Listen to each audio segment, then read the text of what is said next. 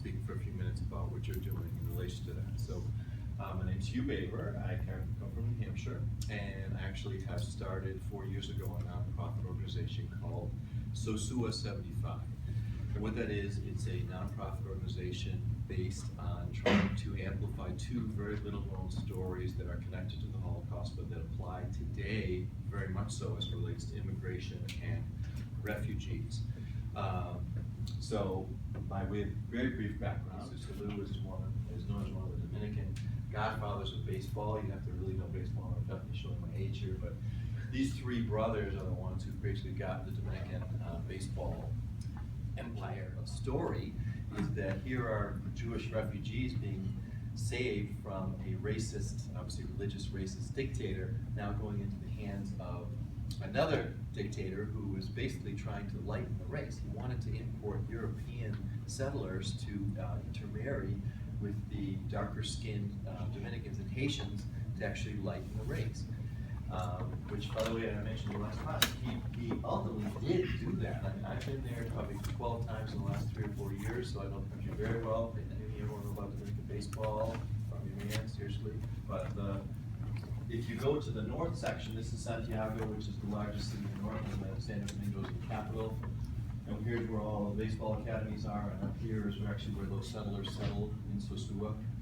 The lion's share of the folks on the northern coast are mostly more lighter colored, like he succeeded in that happening. Whereas down on the southern coast, it's a more darker skin. And last class you asked us, so how many people have been to the DL? Other than Punta Cana, I was going to say who's going to raise it, because that's where everyone says they go. Did you go to Punta Cana? Is that where you went to Punta Cana? Okay. Same with you? Yeah. Yeah.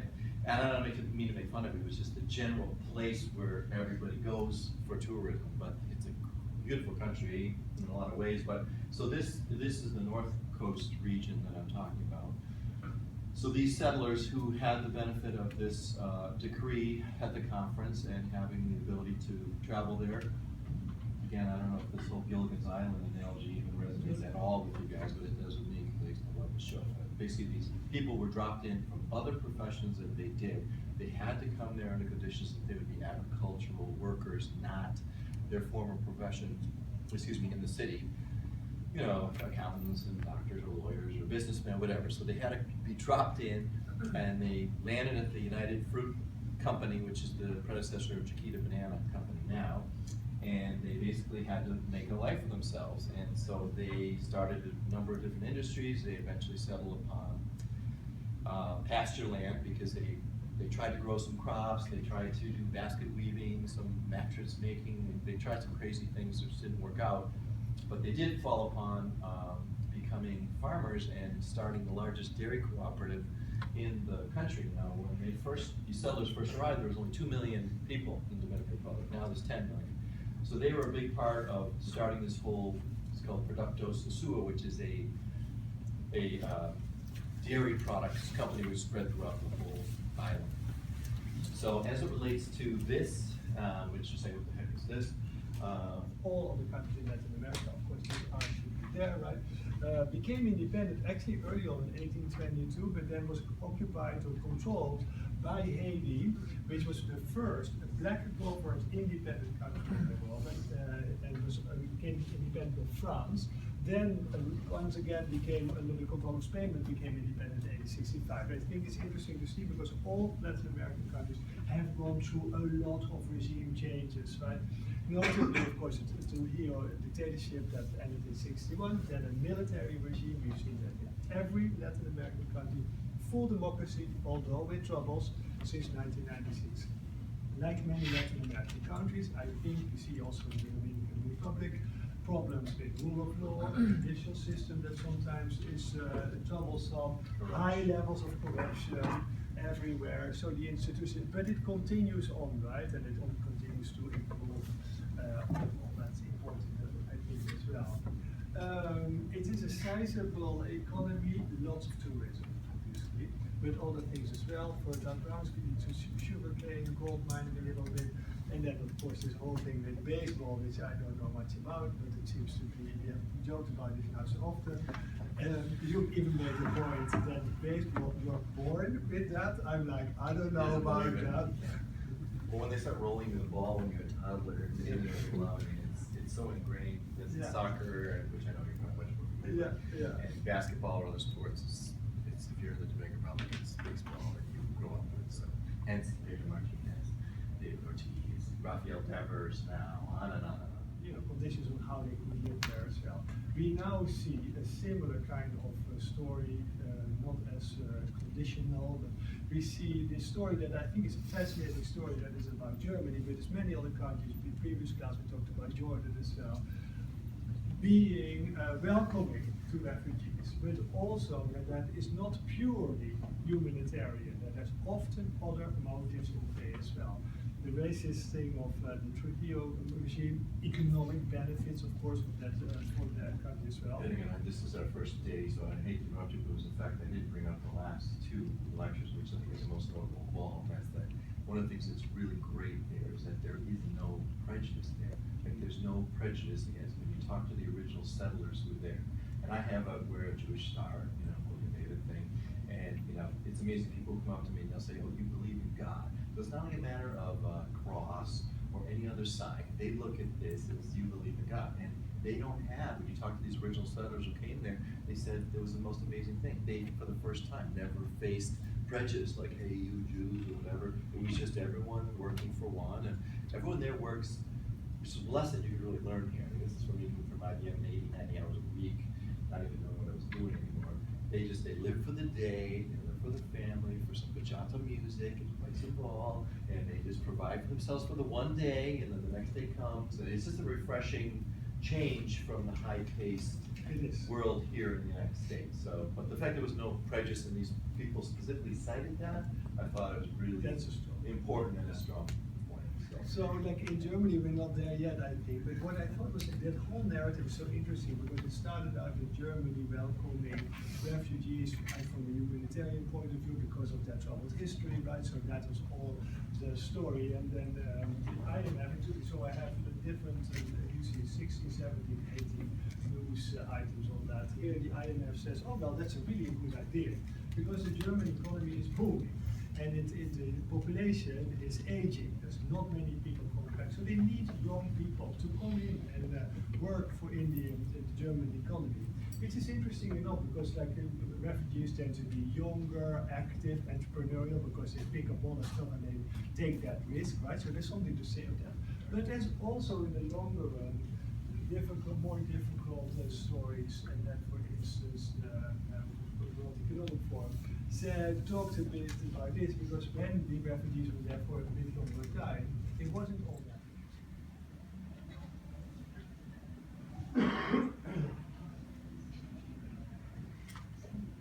Thank you so much. So let's have a moment of silence. A major source in making sure that this happened tonight, so I want to make sure to express my thanks to him and also to Jeff for all that you said, to Robin, to everyone, Josh, who were part of making this happen, and of course on tonight of all nights. And the Holocaust commemoration is as big as it gets, so this is very, very huge. And actually the prayer that Jeff just said, which the Kaddish is something that's actually very familiar to me, and in the sense that my mother passed away a month ago, and I was saying the Kaddish as much as possible, so sure, today I said it again in honor of my parents, who I know, 5 years ago, if someone had told me that I'd be doing this and talking about these stories and doing something other than going mad, basically doing IT, sorry. And I probably never would have believed them, but it's kind of funny how you can kind of reinvent your life based on things that are of interest to you or the path that you come across, and that's exactly kind of what happened to me. And I'm going to try and hopefully today share that journey with you. And I can tell you, because I know there's folks who went to the Yankees-Red Sox game tonight, and of course, got to believe in the back of my mind, I'm probably going to be checking the score when I run out. But it means a lot that you guys would forego that, me understanding the magnitude of that, to come here and hear this story. So hopefully it's motivational to you in any way or in some way. for me, it's interesting that I was able to stitch together baseball and the Holocaust. And again, this is a story that I'll go through with you, but you know, I just think that you can reinvent yourself at any point in life. And I never made it to the big leagues. I made it to the minor leagues. I played at Michigan State, for years, and for 4 years, and then I played for the Oakland A's back in 1985. And then after that, I had a couple chances with the Red Sox, but I never actually made the Red Sox or hit the big league. So I kind of think that it's interesting that you still can use your baseball interest, past your baseball playing days. Because everyone thinks that they're the man and they're going to make it when you're in college. Let's face it, I did too. But then all of a sudden you're kind of faced with the reality of how few people really make it. And it's interesting that as time goes on, it still can come back around. So hopefully that would be evidence to you that it can come back around, and it certainly has for me in these 2 projects that I'm doing. So this is part of getting old too, sadly. All right, so.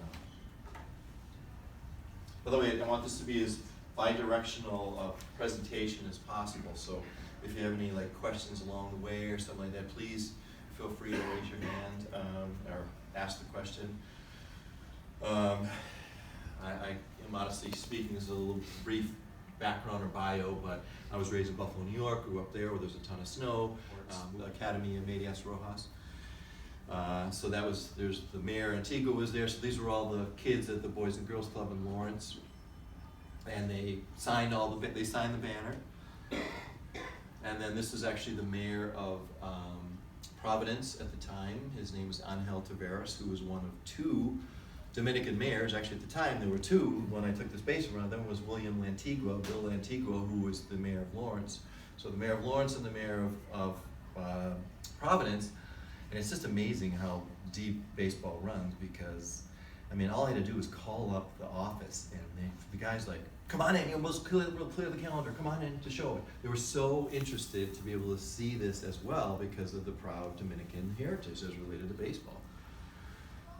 And then as I took the base, so that's all the dirt I was telling you about that I put together, and that's the actual base itself. It has Dominican Republic on one side, Puerto Rico on the other. So when I flew over to the DR on JetBlue Airlines, they caught wind of the fact of what I was doing, and actually the plane was running late out of Portland, Maine. They actually held a plane on the ground in LaGuardia for 2 hours beyond the time it was supposed to leave, because they understood the significance of this mission of me getting it and delivering it to the Red Sox Academy. So here I am coming onto the plane, and I had to buy an extra seat for this base because it was all wrapped up. So I had to, imagine coming onto a plane where people have been waiting for 2 hours, like what the hell, who the hell's holding up this plane? And then I come on and people weren't all that friendly, but then afterward they came out on the PA system and announced what I was doing, because we're all flying to Santo Domingo, and then they clapped, and when I got off the plane they did this little ceremony. So that's the head of JetBlue and the staff in Santo Domingo, and this is probably, I could die after this picture, it actually got cut off a little bit. So after I delivered the base there, so by the way, this here is a logo of the Jimmy Fund, because I also had a family member who suffered from cancer. So I was giving this space in honor of the Jimmy Fund, and also in honor of the New England community. So this is in Jesus Alou. So the guy on the right is one of the Dominican baseball godfathers. Like, there's 3 brothers, Matty Alou, Felipe Alou, and Jesus Alou. And here's a funny one for the ball players in the room. So when I was referred to call him, they said, call up this guy in the Dominican Republic. He's the head of the Red Sox. His name is Jay Alou. And I said to myself, I've heard the name Alou before. I'm like, Jay Alou, that's really strange. But so the interesting part is, when I got there and I asked him, it's because it's blasphemous in a Catholic country to say Jesus strikes out. So or Jesus strikes out, because then when he played there, they were never allowed to say on the radio, Jesus strikes out, so that's why he goes by Jay. So anyway, so I've been back now 3 times, and actually it's great, we're great contacts. So of course there's Pedro, and in his office there's both the mahogany thing of David Ortiz, of course there's Pedro and his famous thing, and so this is, there's me and that ceremony there. And so that, believe it or not, that base is now going to be the permanent entryway greeting piece of the Red Sox Academy, and it belongs to the Red Sox and not to the Yankees or any other team. So I'm really happy about that. This is all just leading up to the whole story. You have a question? The day the bass arrived. Oh, right. By the way, this is Jocelyn, my fiance, so she's the one who's put up with all my crap for all these years since this whole thing started, and videographer as well. So the part I left out was that the bass, after I secured it, arrived to me on the day of the Boston Marathon bombing, which of course is coming up, the anniversary very soon. And so when it came, I just said, what can I do? How can I help? I don't know what made me think about it. And then I just decided I want to donate the bass, and everything has happened since then. This is Pedro Martinez in the office holding the banner, and there's Jesus Alou as well, because I want to get the actual story. So this is at the front entrance, having to do with refugees and immigration. It's something that just, these things just keep coming up. It's not like there's any really resolve over a lot of them. There's a lot of talk. And things that happened in the past impact what happens today. You know, there's relevance to what happened in the past to what is going on today. So there's another reason why the timing of this, having starting 4 years ago and now all these interesting things popping up about it is fascinating to me. These are just more pictures of them just looking nice and standing around outside. All right, this is the main character. This is Rafael Trujillo. So he was the ruler of the country of the DR from 1930 to 61, 31 years. It's really interesting in the sense that people who signed in.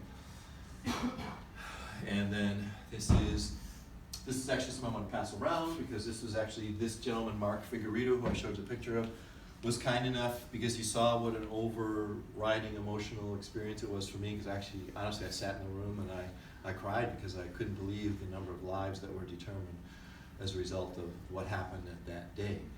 So he was so impressed by how overcome I was and how committed I was to this that he gave me this, which is passed on. This is the actual doorknob from the exterior of that conference, one of the doorknobs on the exterior of the room where the conference took place. So it has the Edelweiss flower on it, which is the Sound of Music, The Hills Are Alive. I'm not going to sing.